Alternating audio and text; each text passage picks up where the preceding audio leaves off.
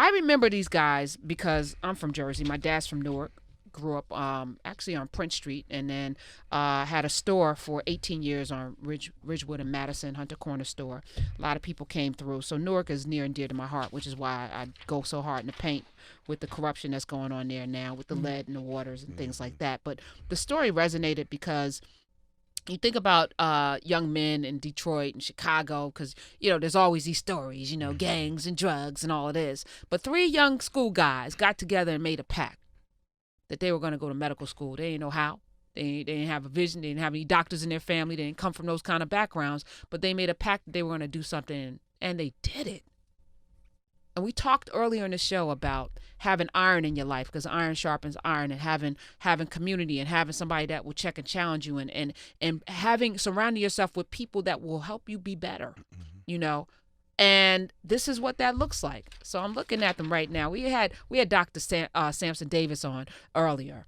He had a book out with hold on, don't tell me. I see it in my mind. The baseball player's sister. Don't you say it.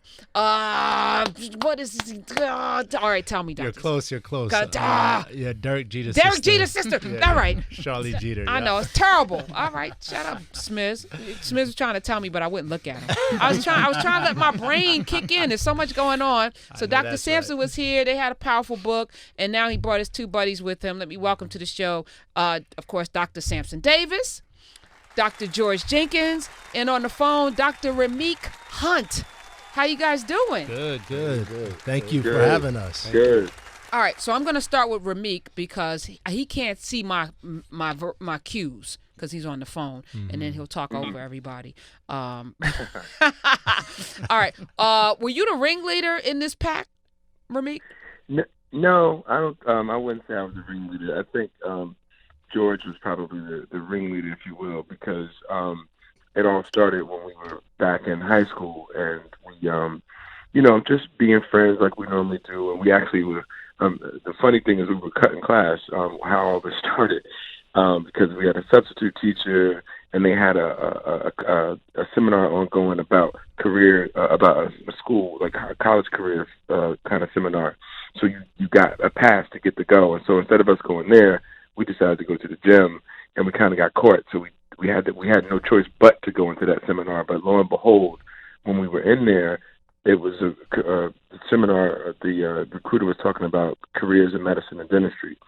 And, it just kind of resonated to me because they were talking to a bunch of folk who, like you said, didn't see other doctors and lawyers in their communities. And so, excuse me, this recruiter was really trying to resonate with us. And I think she saw us sneak in the back, and she might have just been talking to us because she really was, like, to me, like, was speaking to me.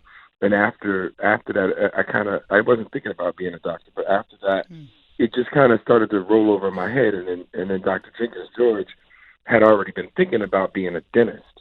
And from just dealing with the orthodontist who did his braces some years before.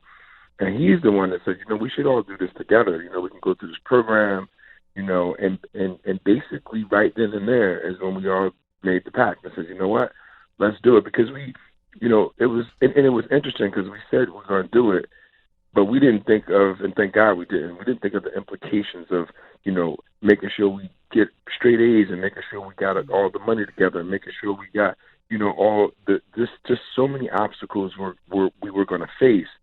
But we were just like, we're friends, and this sounds like a great program, and we're just going to go for it. And not to mention that they had to accept kids from all over the state, and they only could take 10. So they would only take 1 kid from 1 school. And we thinking they're going to take all 3 of us. And so that's weird that we just assumed and thought and believed, and that's and it happened that way. They did take all 3 of us, which was unheard of. And we didn't even know there were things ongoing behind the scenes, so it was deep. Like, the more, even when I read the book again and go through things, I'm like, it's just, God is good, and there was a lot going on And that's why we have to share our story. Well, the book is called The Pact, and we're gonna tweet it out so people can get it. And it's old because I remember it's like what, it's like 15 years now, or something. Yeah. So George shook his head when I asked the question when you said it was George. Excuse me, Dr. Jenkins, because I want to be definitely, I want to give you your props, for that. But you think about. People are being told, this is why I'm real careful about language. We were just talking about the power of the tongue, the life and death is right there, right? So we've been told what we can't do as a community, and you're poor, you're this, you're that, and those things circulate into our psyche, and they manifest, right? Because words never return void. So to not know that you had to get this amount of, these grades, you had to have this amount of money, that there's impossible to take 3 kids from one school. This never, because to not know what you didn't know was an advantage. I think so. George, speak into the mic, please. I think it was an advantage early on because we probably would have given up. Or it's hard to think about, okay, I want to build this home and all I have is the materials to build the foundation. And I have no idea where I'm going to get the tiles for the roof and all of the other components of the house, but I'm just going to know I can build this and just have faith that the other resources are going to present themselves. And that's kind of the mindset that we had, and it just worked out. It's amazing.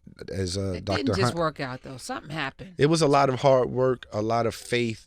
God was definitely in our lives. All of our collective families were like one family.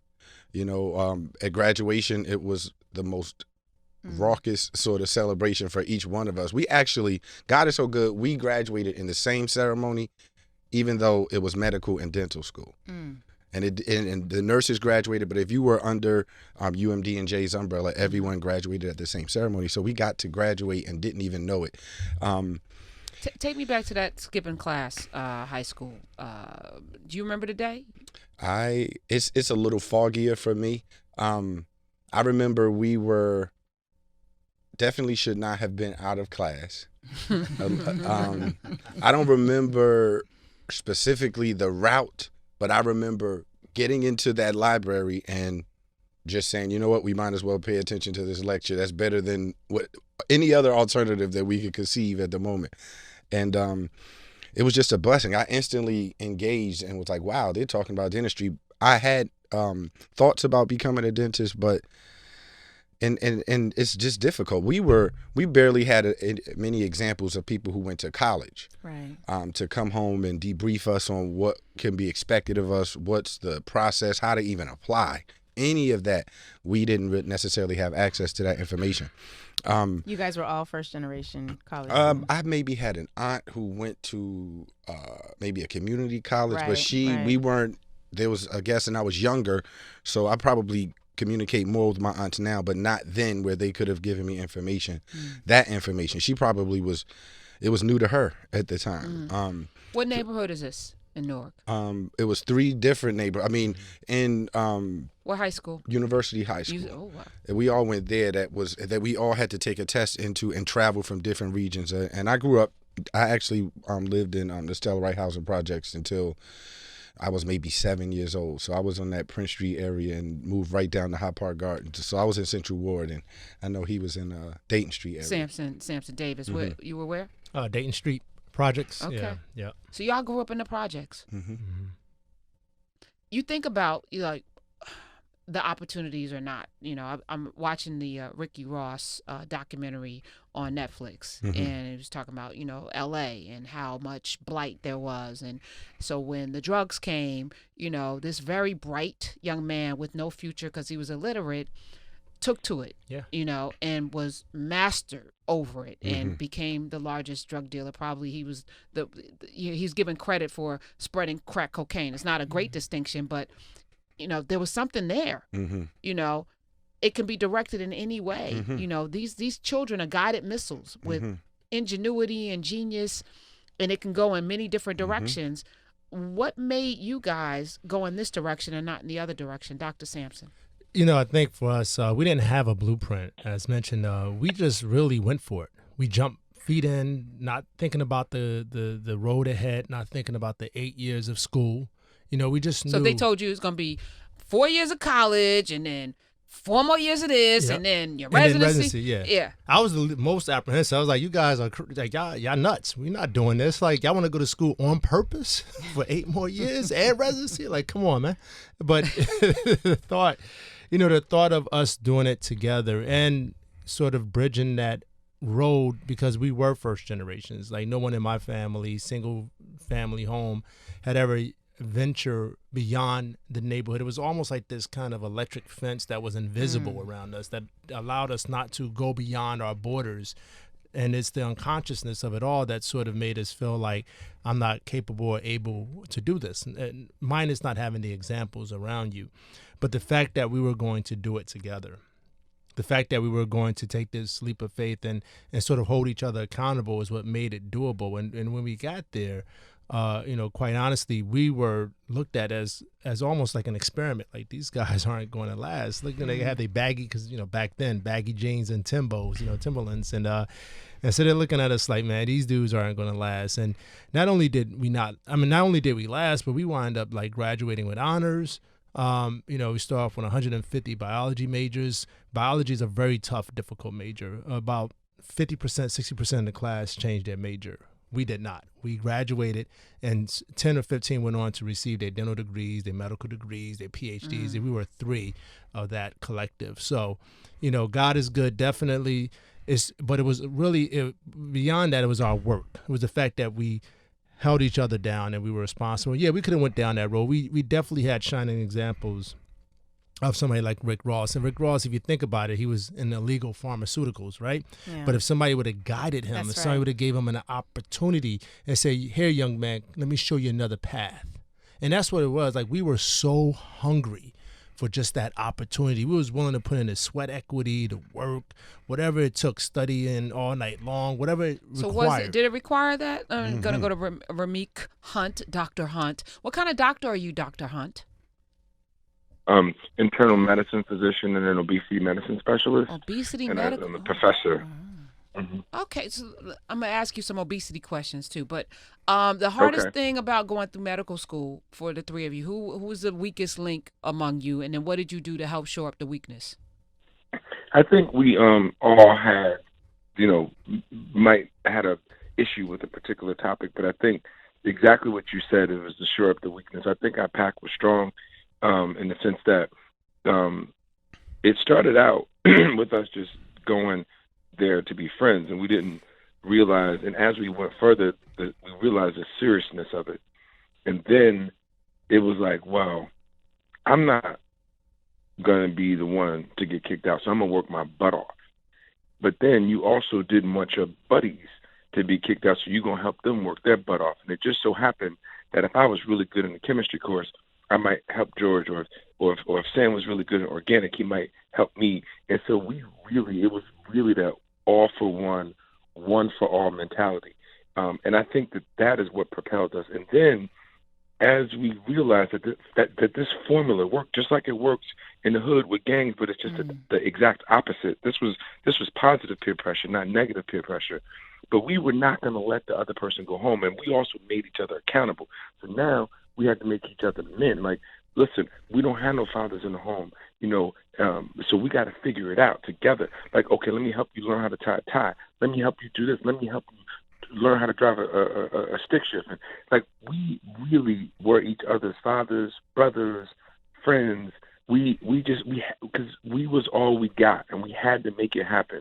And then as we continued to go on, we realized the seriousness of it, not just because it was our personal goal, but then we realized our families and our community, and everybody was looking at us. And we realized that we had a story to tell. And we had to finish this story to tell it because it was too important. And we realized that this formula for us and could be replicated for other people. And so that's the reason. And this is the reason why we don't, we try to keep our ears to the street as much as possible. We can tout, we're assistant professor here in Columbia and Princeton and this and that. But at the end of the day, we need to be able to relate to our people. That's what's important to us. And because we want to pull up as many people, because I don't want to be the only person sitting in Princeton, New Jersey that looks like me. Well, sounds like you, because you're not code switching. which I also, it's we were just talking about this off mic. You have some black folk that go through medical school and they are, they try to out-white the white people in medical school, but there's something unique about being a black American. There's something unique about being black in this world, and you come to it with all of the experiences that make you actually super, Exactly. and you're able to relate to people, because medicine is not homogenous. Right. You can't treat every patient the same. We all come with our different things, and if you don't understand the patient that you're dealing with, then how do you really treat them? Oh, absolutely. One of the things, and that is one of the reasons. I'm sorry. No, go ahead. No, Doc. go ahead. No, I was gonna say that's one of the reasons why people gravitate towards us in our professions, because they see the realness, the authenticity, and we come at it a little differently. And it is one of those things where I'm a not only that, I'm a doctor's doctor, meaning that I take care of my doctor friends and their wives and their husbands and their kids, and when somebody tells you, or when you're a doctor's doctor, that lets people know that people watch you, they respect your skills, your acumen, and I feel good that I could do that and still be me, and that's so liberating, and they respect me for me, and I think that the reason that's so important is because if they see somebody like me outside of this arena, hopefully it would remind them of me, to say, hey, he could be just like Dr. Hunt. I don't necessarily have to think of him as some thug or some this or some that. And so it's a lot of reasons why it's important for me and for us to represent. One of the things that you mentioned earlier was the idea that you had shining examples of a Rick Ross type path. And I'm often reminded of the fact that, if you've got young brothers and sisters in your community, if you're going to talk to them and build with them about distributing crack, they will distribute crack to the best of your expectations. If you want to talk to them about ball, they will dribble that ball to the best of your expectations. If you talk with them and expect and set an expectation that you are going to be the most brilliant doctor, you are going to be engaged in a medical profession, they will do that. It really is that simple, even in as we complicate it and tease it out. But I think that it's so important that, one, you guys had that experience, but that we sort of demystify because what I'm hearing is there was nothing, no offense, I'm saying this in love, but there was nothing particularly special about either of you that was saying, oh, he's the genius, like he's the Albert Einstein, he's the, the Imhotep of the crew. Like, there was nothing that special about you, except someone cared enough to talk with you about it, and you created almost a rite of passage type of experience for yourselves so that you could navigate the difficulties together. Right. Something that we speak about often. That was Laree, and now Dr. Jenkins. I'm sorry. It got radio. It got really engaging. But something that we talk about often is we try to impress upon audiences when we travel the country speaking, is that none of us were voted the most likely to succeed. It might have been the opposite for some of us. None of us had any sort of indicators that would clearly identify any of us as being able to go ahead and be successful. We brought it out of each other, I think. We had elements of it. Someone told us we were smart in our different travels growing up, and we believed them, and they also helped us understand the importance of education and how it was our odds were better if we put our energies in education as opposed to sports and entertainment. And we just bought that and believed it and found each other. And I think that sort of luck of finding two other sort of kindred spirits who liked video games at the time, whatever the sneakers were at the time, girls, music, we were cool. We hung out just as hard as the troublemakers, but we kind of got away right before it went left all the way. And then, we did our work like the nerds, so to speak. I hate using that word, but the people who really only concentrated, they weren't that social, but they got their work done. We took elements from both of them and found each other in the middle. It wasn't that many people in the middle when we looked around for other people, and it was just us three, and we've been holding on ever since. Yeah, I mean, and just to add to that, and to your point as well, Laree, it was like we didn't have a blueprint, and really, you have to understand. I mean, I know we get it. You cannot aim for what you can't see. That's right. Right. So, I didn't know. None of us really knew exactly what a doctor did, or a dentist for that matter. I just was like, I guess it sounds cool. I like helping people, so why not give it a shot? So, so talk about blind faith. But the fact that we knew, I think, at an early point that by us doing this, that it was going to be something that's going to make not only our parents and our immediate family proud, but it was going to be something that's going to change the complexity of our communities. It's going to now say, listen, we can throw this in the list of things that you could become too, because prior to that, we didn't have any examples. Well, I mean, like Trapper John, MD, Quincy, nobody. This is, this is like nobody that we knew immediately in our circle that we can call up on the phone and talk to directly. Even today, that's why this story today, years later, is still powerful. Years later. It's even harder now to become a doctor, because y'all came up in a time, because I have a friend that was trying to go to medical school, went, and there's all of this, like, obstruction.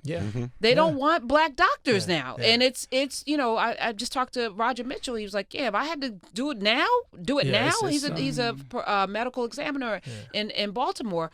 If I had to do it now, I wouldn't be able to get through. They had programs that were there when you guys were coming up. It was a tremendous window. I actually did a presentation about a year ago as far as the path for dentistry and medicine, but it ended up landing in dentistry. And it was a lot of work happening, a lot of legislation. As a result of like the Civil Rights Act, there was a lot of legislation that kind of, maybe 10 or 15 years, you started to see the fruit. And we were right in that window. And it seems like a couple of years, right after we graduated, we prided ourselves on immediately turning around and showing people where those breadcrumbs were that we left so that they can follow right in our footsteps. But then as years passed, Pell Grant dropped. And this grant dropped. And the activities dropped. And then the Supreme Court challenges are getting closer and closer to, some states with those propositions at 209, I think it is, in California, flat out banned it. It's other states as well, statewide, federally is what they're really cracking for. That's about, the way now, the Harvard lawsuit. The one that where somehow the same folks that were with Abigail Fisher trying to get her with Texas jumped over, and now they're using Asian Americans. You see the tricks. That's Asian why Americans Harry and Howard, like, we have to start to feed our HBCUs this talent, these gifts, and build up more schools. 866-801-8255. We're gonna have to go to a break. Before we do, I'm gonna let Dr. Hunt go, but I need to ask him a question because it's Wellness Wednesday here on the Karen Hunter Show. What gave you an affinity towards this weight loss, or about dealing with obesity and internal medicine? Why did you choose this as a specialty? That's a very good question. Because the long and short of it is that obesity is actually the largest or the biggest chronic disease that we have in this country. There's 40% obese patients in this country. If you add overweight, it's over 70%. That diabetes is only 10%. Cancers are only 5%. Wow. And we don't treat obesity, and obesity causes all of these other issues. So obesity is the cause of type 2 diabetes. Obesity is the cause of hypertension in many cases. Obesity is the cause of certain cancers. And so if you treat the root cause, you will treat the ailments that as a result. And I went to a conference and learned about like the medical causes of obesity and why people, when they lose weight, they regain it.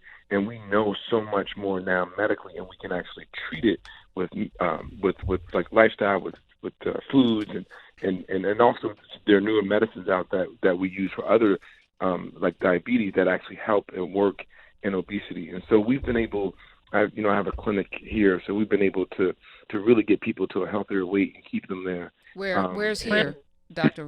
Hunt? I work in Princeton now, in Princeton, New Jersey, because I went to med school in this area, and I ended up just starting with research and different things down here. So I'm down here in Princeton.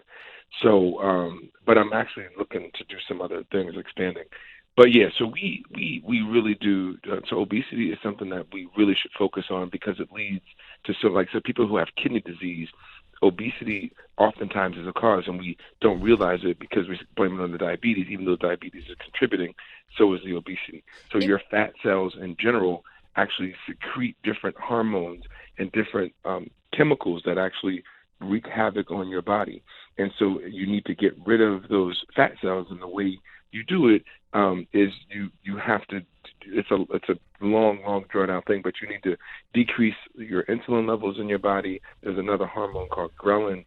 So there are different ways that we know how to manage obesity so that you can get to a healthier weight and stay there. Really And so simply that's, for people listening, because that is, especially in our community, especially with women, if there are 3 things people can eliminate from their diets that would help them fight this obesity, what would those three things be, Dr. Hunt? So one would be just sugars, so sugar in general. And then the second would be refined carbohydrates, so the processed stuff and the white stuff, so breads, rice, pasta, potatoes. You can do their non-refined alternatives, and then try to limit as much processed food as you can. Okay, all right. So it'd be sugar, refined carbs, and processed food. I want to have you back on just to tackle this at some point individually. Sure. I told Dr. Would love Samson, to. I'm glad to have you on together because this is important. But individually, you all are bringing something to the table that I think this audience can really benefit from. And if you're in the Princeton area, how can people reach out to you and tap into your clinic? They can call my office at 609-853-7272. 853. Hold on. 72. What? 7272. Okay. I unfortunately we have a bit of a wait list, so I'm trying to work on that. But yes. All right. So don't bombard them. All right. So listen, we'll have you back when you open up your next clinic, which won't have such a big wait list. But yeah, we're I'm actually writing a book on this, so Okay. it'll because it's so important that I've been for the last year and a half, and I'm almost done. So. All right. Well, we're gonna definitely keep in touch with you, Dr. Okay. Hunt. All right. We're going to go to a break. When we come back, thank you for being here, sir. When we come back, we're going to stick around with Dr. Samson and, of course, Dr. Jenkins. We're going to keep talking about what we've been talking about, and Larie's sticking around. So if you have any questions, there's doctors in the house, there's a dentist. What's your practice specialty, Dr. Samson? Yeah, I'm the doctor. You probably don't want to see that often. I'm the emergency medicine phisian. Okay, So that's important. Yeah, I don't it's want to important. see you, It's but important. yeah. Yeah. I'd rather see you in this type of environment. All Is right, what I'm getting appreciate at. All right, 866-801-8255 is the number. The 2 of the 3 are sticking around. It's the Karen at the Show.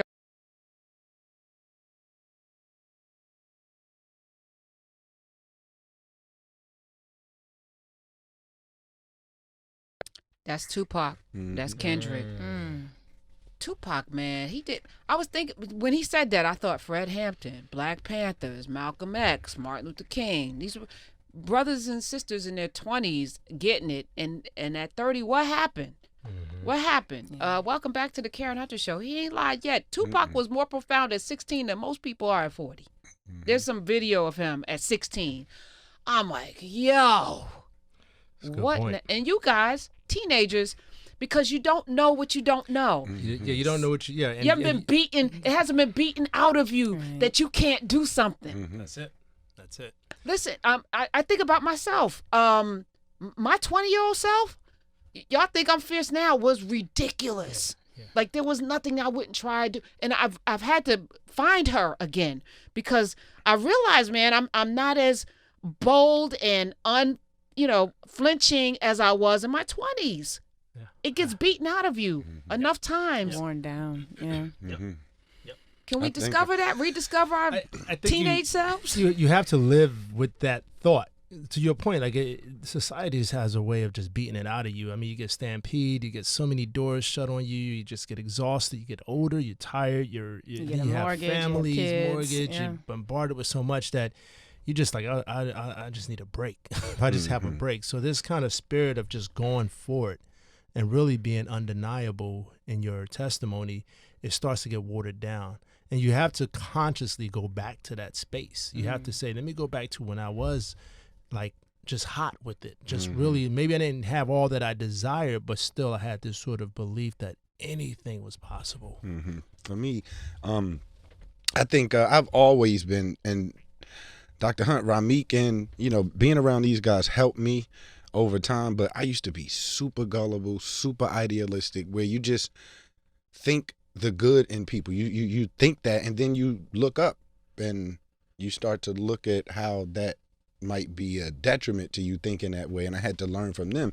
You know, you get to see a lot of how this world works, how money works.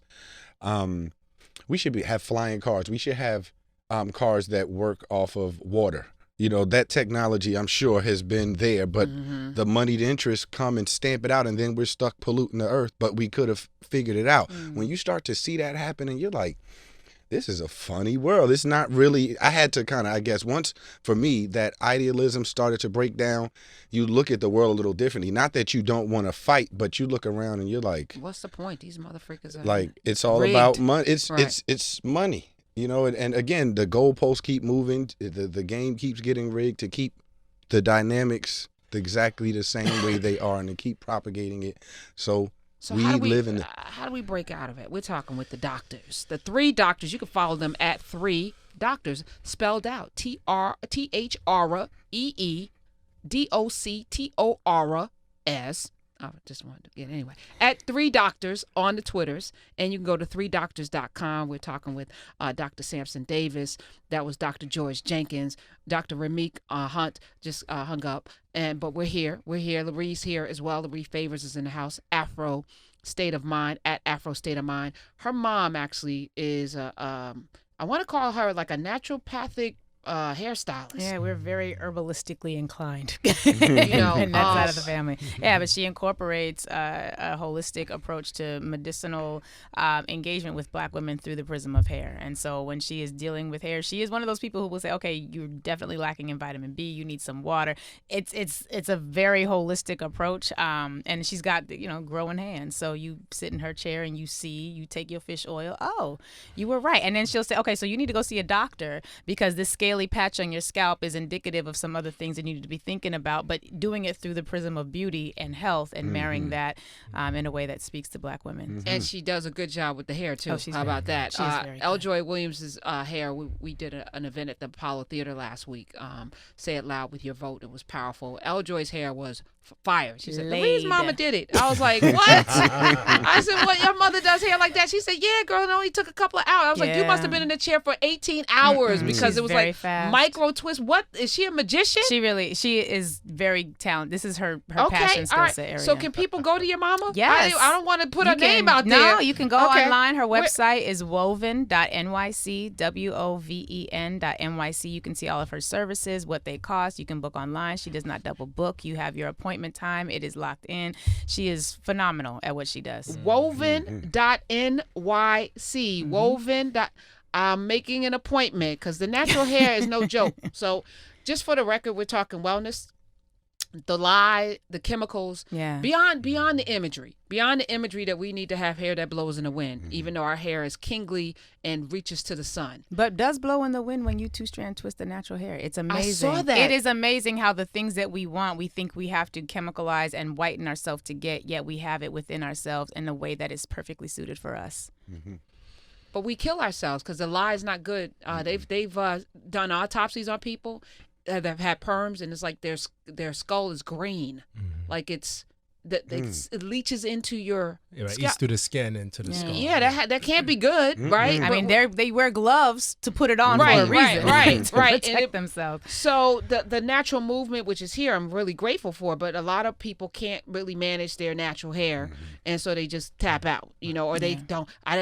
For me, it's like working out and swimming. Yay, we can do that now because we don't have to worry about the perm or sweating out your cream of nature. Remember that? That was Oh, a my line God. in a song. I heard that. Yeah, somewhere.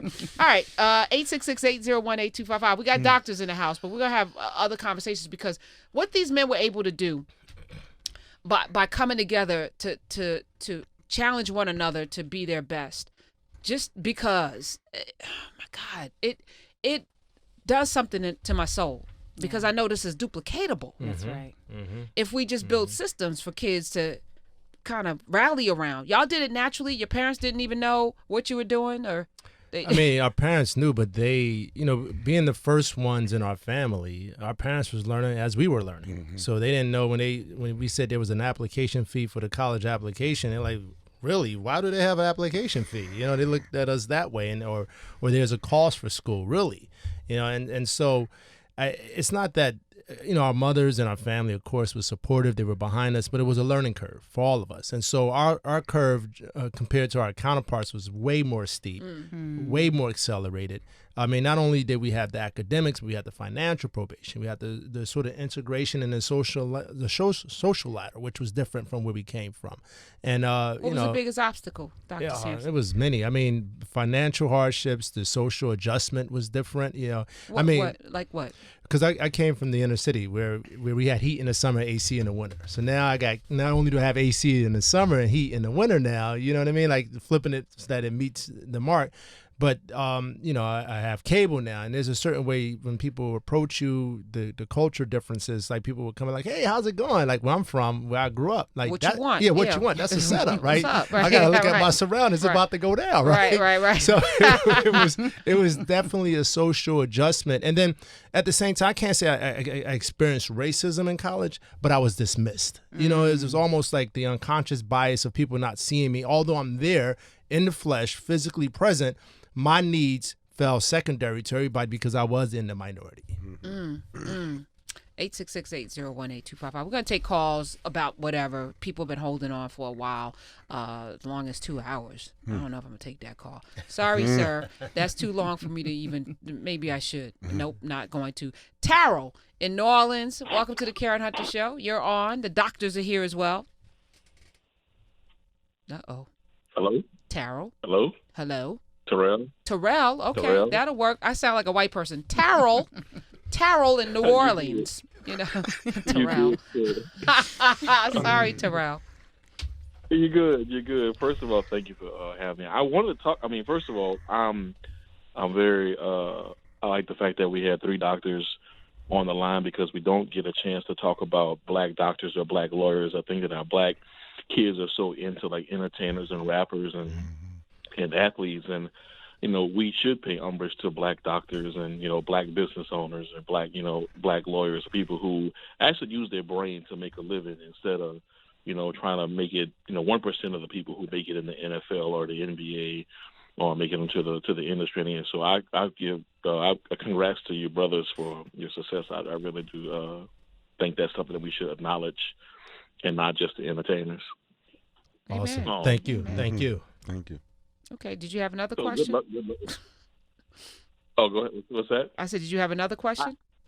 I wanted to talk about what you guys had said earlier when it, pertained to some of the things that you were talking about, the election concern. Mm-hmm. I wanted to say that this is I hate to rehash 2016, but if the Democrats were to do what they should have done in 2016, we wouldn't have Donald Trump. And I think that we have some questionable Democrats in our party that we need to look and see what type of party that the Democrat want to be and what kind of party that you want to be a part of. And, we can sit up here and point fingers and, say this person did this or this person did this or this person was the lesser of the 2 evils. But Hillary Clinton's resume was astounding for me. I mean, being a Secretary of State, being the Senator of New York, and being the First Lady of Arkansas and the United States, I thought that her resume would speak loudly for me. And I thought that she was the perfect candidate for president. And now we have this idiot, that people seem to rally behind. And it's about white fear. It's about white fear of a minority takeover in this country, and that's what they're afraid of. And this is why Donald Trump resonates with his base, because he's giving white fear. Mm-hmm. He's saying he's basically saying if you want the blacks of the expanse to take over, if you don't want them to take over, you need to go vote for me. That's pretty much right. And he didn't even dog whistle that. It was. Ugh. Yeah, I think that we have to also recognize, however, that there was a gross miscalculation of the strength of white supremacist backlash after Barack Obama was elected into office. Both and so this is all about restoring what was the order of things, the natural order of things. Right. So there were a lot of things Democrats could have done. There could have been way more focus on stacking the judiciary. There could have been way more focus on redistricting. Democrat voters could have come out during the midterms right after Barack Obama was elected. But we have to be clear. This is every time there has been black advancement, there is a white backlash. And so when you don't calculate that into your political analysis, when you don't calculate that into your framework, you are fundamentally shooting short of your mark, and you will have to deal with that. Well, we got a email and on Twitter, one of our listeners who's also was a Democratic candidate in Florida, Pam Keith, She says, all hands on deck. We have tens of thousands of rejected absentee ballots that we can get perfected before the deadline tomorrow at 5 p.m. But we need your help. Please send an email to Catherine, Catharine, last name P as in Peter, Rie, G as in good, U-E-S as in Sam, at Florida Dems, Florida, DEM as in Mary, S as in Sam.org. Catherine, Pregues at floridadems.org. Send her, bombard her with emails. We need those votes counted. It's not over. Andrew Gillum, somebody just tweeted, should he run against Marco Rubio? No, I need him to be governor of Florida, his rightful position, which they're trying to steal from him. So people, I don't even care if you don't live in Florida, email this lady. We're going to tweet it out too. And we'll retweet Pam Keith. Thank you for reaching out to us. She said, this is not a drill. Send a simple, I want help. I want to help to this Catherine Pregues. I don't know how to pronounce it. Send her an email. All right, let's get this. Andrew Gillum should be governor of Florida. Some bull crap. You know, something yes, that Dr. the caller Jenkins. mentioned, and I typically I don't want to say try to stay out of the fray, but it's a lot more educated folks in the realm of politics than me that I don't try to, impart my sort of opinion in front of theirs. But it doesn't seem like white America is fearful of a minority takeover to me. What I've noticed, as I was saying, my idealism is getting broken. It seems like white America is afraid of fair competition.